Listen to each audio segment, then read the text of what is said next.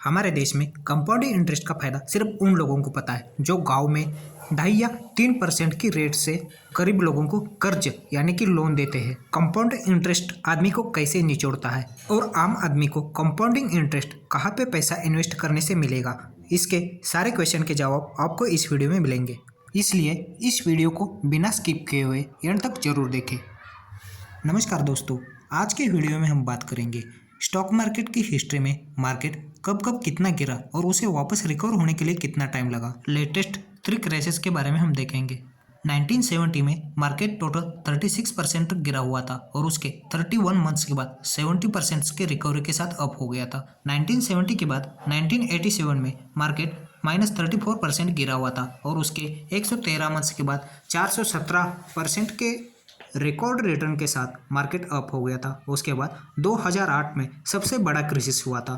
Stock market लगभग -57 से गिरा हुआ था। अगर 21वीं सदी की बात करेंगे तो 2008 का क्राइसिस पिछले 20 साल का सबसे बड़ा मार्केट क्रैश था। उसमें 57% से मार्केट डाउन हो गया था और उसके 132 मंथ्स के बाद 326% अप हो गया था। सबसे लेटेस्ट मार्केट क्रैशेस 2019 में कोरोना पेंडेमिक में हुआ था। उसमें मार्केट लगभग 35 से 40% से करेक्ट हुआ था और उसके सिर्फ 1 से 1.5 साल के बाद मार्केट में पूरा गैप अप फिल करके मार्केट रिकॉर्ड हाई पे पहुंच गया था। उसके बाद जब रसिया और यूक्रेन का वॉर शुरू हुआ था उस समय भी मार्केट लगभग 12 से 15% से डाउन हो गया था और 6 महीने के बाद ही रिकॉर्ड हाई पे पहुंच गया था। अगर हम लेटेस्ट क्राइसिस की बात करेंगे तो पिछले 15 से 20 दिन में मार्केट लगभग 6 से 7% से करेक्ट हुआ है। यहाँ से मार्केट में और फॉल आएगा या मार्केट यहाँ से बुल रन लेगा ये किसी को पता नहीं है। अगर हम स्टॉक मार्केट का हिस्ट्री देखेंगे, जितना मार्केट डाउन हुआ था उससे तेजी की स्पीड से अप भी हुआ है। सिर्फ अप ही नहीं हुआ है बल्कि जितना डाउन हुआ था उससे कई गुना ज़्यादा मार्केट ने रिटर्न दिए हुए हैं। अभी 2023 में यहाँ से मार्केट नीचे जाएगा या ऊपर जाएगा इसके बारे में तो कोई अनुमान नहीं लगा सकता, लेकिन इंसान हो चाहे शेयर मार्केट हो, जाना तो एक दिन उसको ऊपर ही है।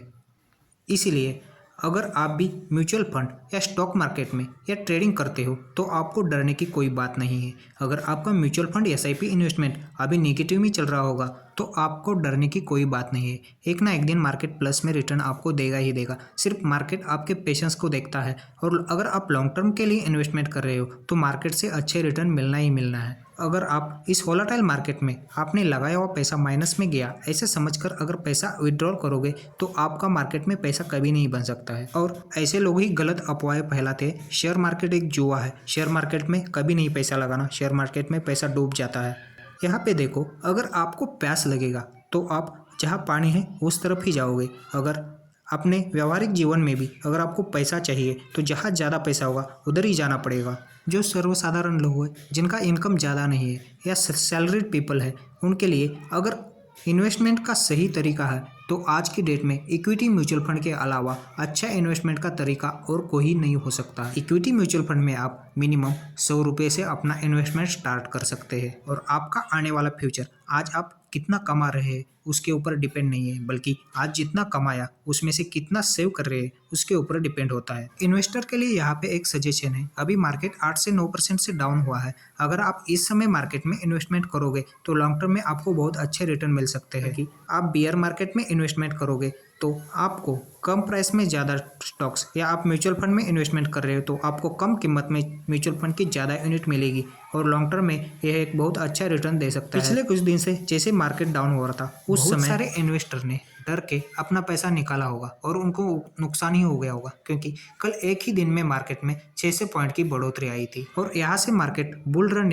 लेने की संभावना है। इसलिए अगर आप पैसा माइनस में गया ऐसे समझकर निकालोगे तो आपको नुकसान हो सकता है। इसलिए खुद के ऊपर पेशेंस रखकर आपका पैसा मार्केट में इन्वेस्टेड रहना देना है। एक ना एक दिन वो पैसा आपको बड़ा अमाउंट क्रिएशन करके देगा। इंसान की लाइफ और स्टॉक मार्केट का बिहेव लगभग एक ही जैसा है। जब तक इंसान नीचे नहीं गिरेगा या उसे कोई अपमानित नहीं करेगा तो उसमें नया काम करने की उम्मीद नहीं जगती है। ऐसे ही स्टॉक मार्केट में अगर स्टॉक मार्केट नीचे नहीं गिरेगा तब उसमें ऊपर उठने की उम्मीद नहीं जगती है। यानी कि स्टॉक मार्केट जब तक नीचे नहीं गिरेगा तब तक ज़्यादा स्पीड से ऊपर उठने की उसकी संभावना कम होती है। इसीलिए अगर स्टॉक मार्केट गिर रहा है तो उसमें डरने की कोई बात नहीं है। अपने पैसे को हमेशा इन्वेस्टेड रखना है। एक ना एक दिन आपके पास वेल्थ क्रिएशन होना ही होना है।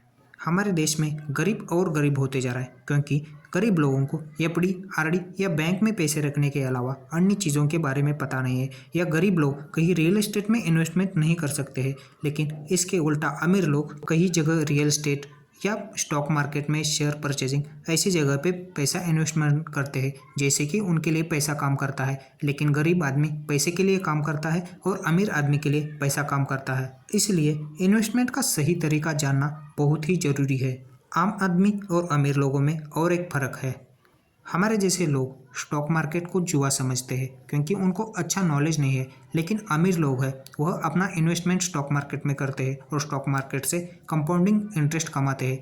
लेकिन हमारे जैसे लोग बैंक्स के पीछे लोन लेने के लिए भागेंगे, टैक्स भरते रहेंगे, लेकिन अपना पैसा सही जगह पे इन्वेस्टमेंट करके उससे कंपाउंडिंग इंटरेस्ट लेना हमारे जैसे लोगों को पता नहीं है। हमारे देश में स्कूल में कंपाउंड इंटरेस्ट के बारे में बहुत पढ़ाया जाता है, लेकिन हमारे डेली लाइफ में कंपाउंडिंग इंटरेस्ट कहाँ और कैसे काम करता है इसके बारे में बिल्कुल पढ़ाया नहीं जाता। आज की डेट में बुक्स के नॉलेज से अच्छा स्टॉक मार्केट, इन्वेस्टमेंट और अन्य पैसा कमाने की चीज़ों के बारे में पढ़ना बहुत ही ज़रूरी है और हमारे जैसे लोगों ने सोच बदलना बहुत ज़रूरी है। Stock market, mutual fund, SIP में पैसा इन्वेस्टमेंट करने से ही आपका पैसा ग्रो कर सकता है। इसलिए आज आपका इनकम ज़्यादा हो या कम हो, उसमें से आप जितना सेव करोगे उसके ऊपर आपका आने वाला फ्यूचर डिपेंड है। और आप अगर ये पैसा सही जगह पे स्मॉल अमाउंट भी इन्वेस्टमेंट करोगे तो लॉन्ग टर्म में एक अच्छा वेल्थ क्रिएशन करके दे सकता है। आज के वीडियो में बस इतना ही। मेरे आने वाले वीडियो में मैं आपको कौन से फंड सेफ और कौन से फंड में आपने इन्वेस्टमेंट करना चाहिए इसके बारे में डिटेल में एक्सप्लेन करूंगा, तो मेरा आने वाला वीडियो देखना मत भूलना। धन्यवाद।